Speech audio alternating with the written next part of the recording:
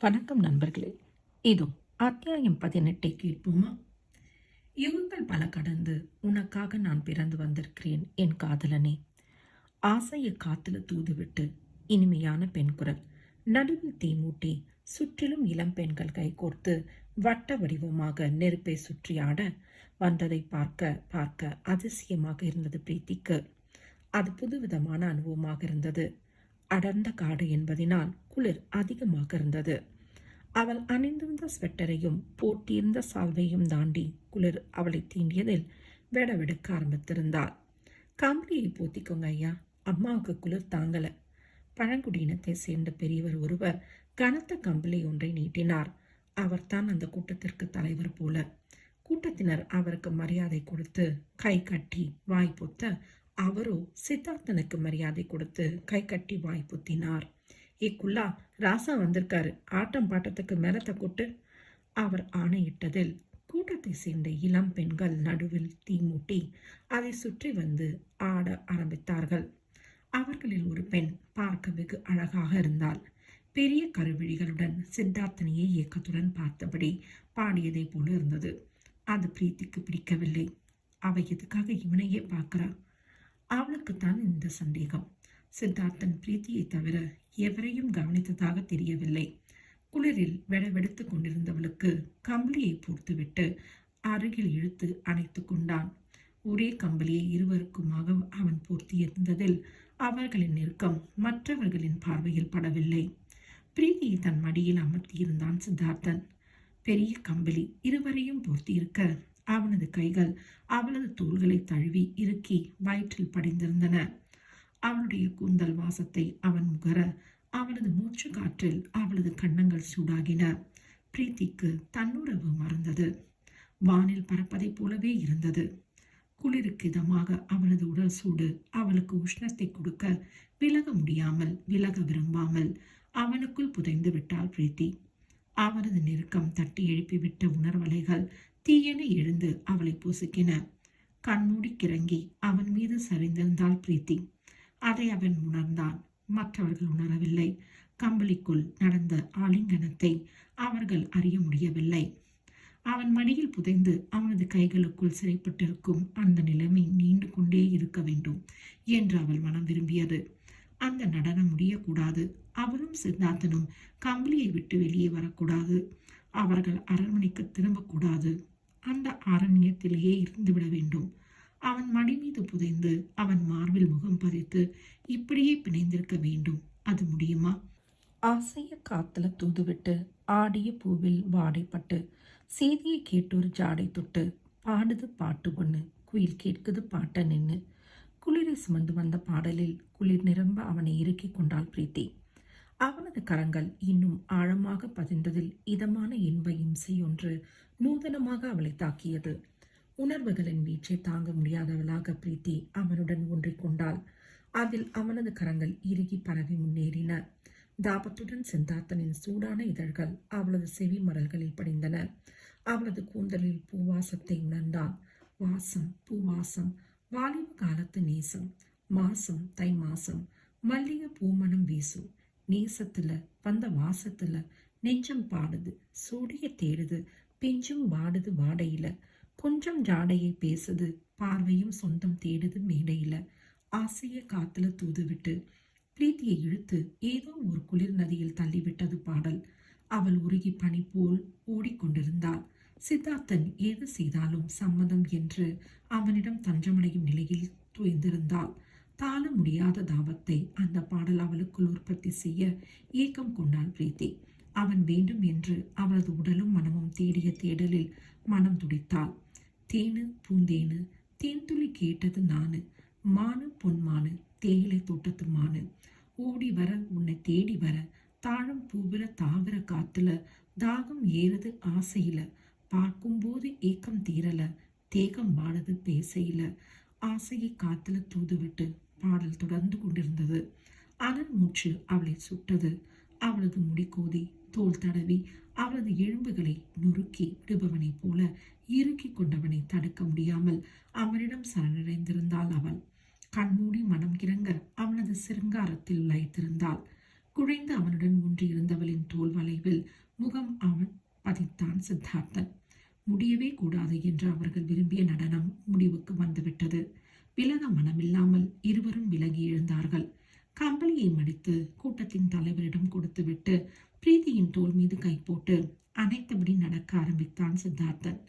ராணி எந்த ஊருங்கோ? அவர் யாரையோ கேட்கிறார் என்று நினைத்தபடி காட்டை வேடிக்கை பார்த்தாள் பிரீத்தி. சித்தார்த்தனின் பார்வை மயிலிறகை போல அவள் மனதை வருடியதில் சிலிர்த்து போனவளாக அவன் முகம் பார்த்தாள். இவ வட இந்தியாவிலிருந்து வந்திருக்கிறா. அப்படிங்களா? அம்மனி தமிழ் பேசுவாங்களா? அதெல்லாம் வெறுத்து கட்டுவா. ராசாவுக்கு சொந்தமோ? சொந்தமாக போகிறவ. இப்போதைக்கு ஆதவனின் அம்மாவுக்குத்தான் இவ சொந்தம். அவங்க அண்ணன் மகள். சித்தார்த்தன் சொன்ன பதிலில் அந்த மலைவாசி இணைத்தலைவரின் முகம் படு பயங்கரமாக மாறியது. ராசா என்று அவர் ஏதோ சொல்ல ஆரம்பிக்க சித்தார்த்தன் சைகை செய்து அதை தடுத்து விட்டான். பிரீத்திக்கு பயமாக இருந்தது. ஆதவனுக்கும் சித்தார்த்தனுக்கும் பகை என்றால் அவள் என்ன செய்வாள்? அந்த மலைவாசி இனத்தின் தலைவர் அவளை விரோதியைப் போல பார்க்கிறாரே. வெகு தூரம் வந்த பின்பும் பிரீத்தியின் நடுக்கம் நின்ற பாடாக இல்லை. வழியில் இருந்த அருவியில் அவளை முகம் கழுவ சொல்லி அருகில் இருந்த பாறையில் உட்கார வைத்தான் சித்தார்த்தன். இப்போதும் அவன் மடி மீதுதான். கம்பளியை போட்டி மறைத்துக் கொள்ள வேண்டிய அவசியம் இல்லாமல் அங்கே தனிமை அவர்களை சூழ்ந்திருந்தது. ஆக்சுவலா நீங்க யார்? தவிப்புடன் அவள் கேட்டாள். சித்தார்த்தன் உல்லாசமாக அவன் நகைத்தான். இதுதானே வேண்டாங்கிறது, சினுங்கினாள் பிரீத்தி. எது வேண்டாம்? அவளது இதழ் தேடி கிறக்கத்துடன் குனிந்தான் அவன். சித்தார்த் தடுமாறி பிணைந்தாள் பிரீத்தி. அவனை தடுக்க முடியவில்லை, தடுக்கவும் தோன்றவில்லை. இது எதில் போய் முடியப் போகிறதோ என்ற பயம் அவளை அச்சுறுத்தியது. அவன் யார்? அவனை பெற்றவர்கள் எங்கே? ஏன் அவன் விசாகாவின் குடும்பத்துடன் வசிக்கிறான்? அவர்கள் இவனுக்கு அடங்கியவர்களாக இருக்கிறார்களே ஏன்? அவர்களை விட இவனுக்குத்தான் சகல விதமான அதிகாரங்களும் இருக்கின்றனவே, அது எப்படி? கேள்விகள் அவளை சூழ்ந்திருக்க அவற்றை மறந்து அவனுடன் ஒட்டி உறவாட துடித்தது அவளது மனம். என்னடி யோசனை? அவளது கண்ணம் தட்டினான் சித்தார்த்தன். டியா? ஆமாண்டி. ஏன் நான் உன்னை வாடி போடின்னு கூப்பிடக்கூடாதா? அந்த உரிமை எனக்கு இல்லையா? அந்த உரிமை எனக்கு இருக்குமா? பிரீத்தி அழுது விட்டாள். நெற்றியில் கோடுகள் விழ சித்தார்த்தன் விலகி அவளது முகத்தை திருப்பி விழிகளுக்குள் உற்று பார்த்து அதட்டினான். என் மேல நம்பிக்கை இல்லையா? தெரியல சித்தார்த், அவள் விசும்பினாள். பைத்தியம், என்ன சித்தார்த்தன்னு பேர் சொல்லி கூப்பிடும் உரிமை உனக்கு இருக்கிறதே, அதிலிருந்தே உன் உரிமையின் லெவல் என்ன என்பது உனக்கு தெரியலையா? பிரீத்தி விழி பெரிய அவனை பார்த்தாள். அவன் விழிகளில் உண்மை இருந்தது. நீங்க யாருன்னு சொல்ல மாட்டேங்கிறீங்களே, குழந்தையை போல குறைப்பட்டாள். சித்தார்த்தன்னு சொல்லிட்டேன்னே, அது போதாதா? போதாதே. அரண்மனையில் இருக்கும் அந்த பெரியவரும் சரி, இந்த மலைவாசி பெரியவரும் சரி, உங்களை பெரிய இடத்துல வைத்து பேசுறாங்க. அவர் உங்களின் உயரத்துக்கு என்னை போல சாதாரண பெண்ணுடன் பேசுவது கூடாதென்று தவறென்றும் உங்களை கண்டிக்கிறார். இவர் என்னவென்றால், நான் விசாகார்த்தியின் அண்ணன் மகள்னு தெரிஞ்சதும் கத்தி எடுத்து குத்தி விடுவார் போல முறைக்கிறார். இதில் நீங்க காதல் சொல்கிறீங்க. எனக்கு பயமா இருக்கே. சித்தார்த்தன் சிந்தனையுடன் அவளை பார்த்தான். தாத்தா என்னிடம் பேசியதை நீ கேட்டு விட்டாயா? தாத்தான்னா சொந்த தாத்தாவா? அவர் என் தாத்தா தான், அம்மாவின் அப்பா. உங்களுக்கு அம்மா இருக்காங்களா? அம்மா இல்லாமல் யாரும் இந்த உலகத்தில் வந்திருக்க முடியாதுடி. என்னை 10 மாதம் சுமந்து பெற்ற அம்மா இப்போது இல்லை. சித்தார்த், எஸ், அவங்க இறந்துட்டாங்க. அப்பா? சித்தார்த்தனின் விழிகள் தீப்பிழம்பாக கண்ணன்றதில் பயந்து போனாள். சொல்ல விருப்பம் இல்லைன்னா விட்டுவிடுங்க என்றாள். தாத்தா அப்படித்தான் பேசுவார் பிரீத்தி. அதை பெரிதாக எடுத்துக்கொள்ள வேண்டியதில்லை. எப்படி எடுத்துக்கொள்ளாமல் இருப்பது? உங்கள் தாத்தா பேசிய பேச்சு என் சுயமரியாதையை பாதிக்கிறதே. உங்களிடம் பேசவே கூடாதுன்னு நினைச்சேன். ஓ, அதனால தான் என் காரில் ஏற மாட்டேன்னு சொன்னாயா? இது தெரியாம நான் எதையோ நினைச்சு குழம்பி போய்விட்டேன்டி. நான் உங்களை அவாய்டு பண்ணியது இந்த ரீசனுக்காகத்தான். இது தெரியாம அத்தையும் அத்தானும் சந்தோஷம் கொண்டாடினாங்க. வெறுத்து போய் பூனாவுக்கு கிளம்ப டிசைட் பண்ணினேன். அத்தான் மேலே எனக்கு விருப்பம் இல்லைன்னு அப்பாவிடம் சொல்லிவிட்டேன். என் பிரீத்தி. ஆசையுடன் அவளை கட்டி கொண்ட சித்தார்த்தன். வேறு யார் மீது உனக்கு விருப்பம் என்று கண் சுமிட்டினான். பிரீத்தி அவன் மார்பில் குத்தினாள்.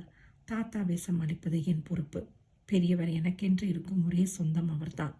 அதனால்தான் அவர் பேசுவதை கண்டிக்காமல் சிரித்தபடி தட்டி கழித்து கொண்டிருக்கிறேன். எனக்கு நீ தான் வேண்டுமென்னு நான் சொல்லிவிட்டால் அவர் மறுத்து பேச மாட்டார். ஏன்னா அவருக்கு இருக்கிற ஒரே சொந்தம் நான் மட்டும்தான். பிரீத்திக்கு துயரமாக இருந்தது. அவளது மனம் கவர்ந்தவனுக்கும் அவனுடைய தாத்தாவிற்கும் சொந்தமென்று சொல்லிக்கொள்ள ஒருவருக்கொருவர் மட்டும்தான் இருக்கிறார்களா? நான் இல்லையா? கண்ணீருடன் கேட்டாள் பிரீத்தி. உணர்ச்சி பெருக்குடன் அவளது கன்னம் தடவினான் சித்தார்த்தன். உங்க தாத்தாவுக்கு பேத்தியாக நான் இருப்பேன் சித்தார்த். எனக்கு யாராக இருப்பாய் பிரீத்தி?